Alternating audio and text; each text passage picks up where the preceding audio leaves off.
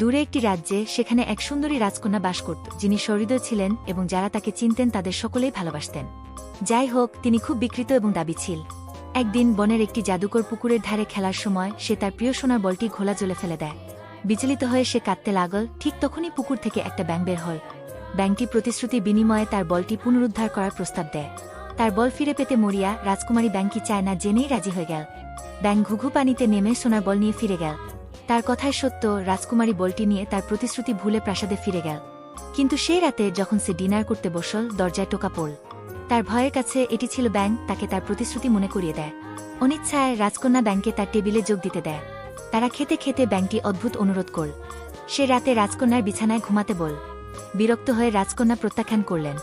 কিন্তু রাজা তার বাবা তাকে মনে করিয়ে দিয়েছিলেন যে একটি প্রতিশ্রুতি এবং তাকে অবশ্যই তা পালন করতে হবে। অনিচ্ছায় রাজকুমারী রাজি হয়ে গেল এবং ব্যাঙটি তার বিছানায় ঝাঁপিয়ে পড়ল। যাই হোক, পরের দিন সকালে ঘুম থেকে উঠে তিনি দেখতে পান যে ব্যাঙটি সুদর্শন রাজপুত্রে রূপান্তরিত হয়েছে। দেখা গেল যে তিনি একটি মন্ত্রের অধীনে ছিলেন এবং কেবল সত্যিকারের ভালোবাসার প্রতিশ্রুতি এটি ভেঙে দিতে পারে। রাজকুমার এবং রাজকন্যা আনন্দিত হয়েছিল এবং একে অপরের প্রতি তাদের ভালোবাসা ঘোষণা করেছিল। তারা একটি জমকালো অনুষ্ঠানের মধ্যে বিয়ে করেছিলেন এবং তারা সুখের সাথে বসবাস করেছিলেন। এই কালজয়ী গল্প আমাদের প্রতিশ্রুতি পালনের গুরুত্ব এবং সত্যিকারের ভালোবাসার শক্তি শেখায়। শোবার সময় বাচ্চাদের সাথে ভাগ করে নেওয়ার জন্য এটি একটি দুর্দান্ত গল্প, যা জাদু, রোম্যান্স এবং অ্যাডভেঞ্চারে ভরা। তার দয়া, করুণা এবং অ্যাডভেঞ্চারের প্রতি ভালোবাসার জন্য সারা দেশে পরিচিত ছিল। তিনি প্রায়শই তার দুর্গের চারপাশে লীলা বাগান এবং ঝিকিমিকি লেক অন্বেষণে তার দিনগুলি কাটিয়েছিলেন। এক সন্ধ্যায় ইসাবেলা যখন শান্ত হ্রদের পাশ দিয়ে ঘুরে বেড়াচ্ছিল, তখন সে নলখাগড়া থেকে একটা মৃদু কর্কশ শব্দ শুনতে পেল। কৌতূহলবশত তিনি কাছে গিয়ে একটি লিলি প্যাডে বসে থাকা একটি সুদর্শন ব্যাঙ আবিষ্কার করলেন। ব্যাঙটা মিনতি করে চোখ তুলে তার দিকে তাকাল।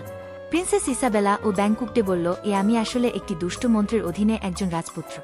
আপনি যদি আমাকে চুম্বন করেন, আমি আবার রাজপুত্রে পরিণত হব এবং আমি প্রতিশ্রুতি দিচ্ছি যে আপনার মনের ইচ্ছাটি আপনাকে দিতে হবে। যদিও ইসাবেলা সন্দিহান ছিল, তার হৃদয় ব্যাঙের কাছে চলে গেল। সে নিচে ঝুঁকে তার কপালে আলতো করে চুমু দিল। হঠাৎ তার বিস্ময়ের জন্য ব্যাঙটি ঝকঝকে চোখ এবং একটি কৃতজ্ঞ হাসি দিয়ে একটি সুদর্শন রাজপুত্রে রূপান্তরিত হয়েছিল। ধন্যবাদ রাজকুমারী ইসাবেলা। রাজকুমার বললেন, আপনি সেই দুষ্ট মন্ত্র ভেঙেছেন যা আমাকে এই রূপের সাথে আবদ্ধ করেছিল। এখন প্রতিশ্রুতি অনুযায়ী আমি আপনাকে একটি ইচ্ছা দেব। কথা বলার আগে ইসাবেলা কিছুক্ষণ ভাবল। আমি আমার রাজ্যের সীমানা ছাড়িয়ে বিশ্ব দেখতে একটি দুর্দান্ত দুঃসাহসিক কাজ শুরু করতে চাই, তিনি দৃঢ় সংকল্পের সাথে বলেছিলেন। রাজকুমার তার দুঃসাহসিক কাজের আকাঙ্ক্ষা বুঝতে পেরে মাথা নাড়ল। তাহলে রাজকুমারী ইসাবেলা, আমি তোমাকে দূরবর্তী জাহাজে নিয়ে যাব যেটি 7 সমুদ্র পাড়ি দেয়, তিনি ঘোষণা করেছিলেন। তার হাতের ঢেউ দিয়ে রাজপুত্র তাদের সামনে হ্রদে উপস্থিত একটি দুর্দান্ত জাহাজকে জাদু করেছিলেন। এটি চাঁদের আলোয় জ্বলজ্বল করছে, এর পাল বাতাসে উঠছে, তাদের দুর্দান্ত দুঃসাহসিক অভিযানে যাত্রা করার জন্য প্রস্তুত। ইসাবেলার হৃদয় উত্তেজনায় ফুলে উঠল যখন সে তার পাশে রাজকুমারের সাথে জাহাজে উঠল। একসাথে তারা বিশাল সমুদ্র পেরিয়ে যাত্রা করেছিল, জাদুকরী প্রাণীর মুখোমুখি হয়েছিল, শ্বাসরুদ্ধকর প্রাকৃতিক দৃশ্য এবং পথ ধরে রোমাঞ্চকর অ্যাডভেঞ্চার করেছিল। যখন তারা দিগন্তে সূর্যাস্ত দেখেছিল, আকাশকে সোনার এবং গোলাপি রঙে আঁকছিল, তখন ইসাবেলা জানত যে সে রাজকুমারের মধ্যে তার সত্যিকারের সঙ্গী খুঁজে পেয়েছে।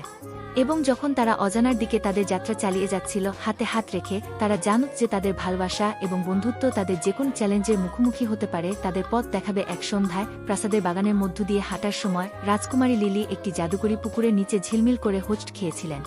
চাঁদের আলো এর সৌন্দর্যে মুগ্ধ হয়ে তিনি কাছাকাছি ঝুঁকে পড়লেন। কেবল একটি ছোট সবুজ ব্যাঙ জল থেকে বেরিয়ে আসা দেখে চমকে উঠলেন।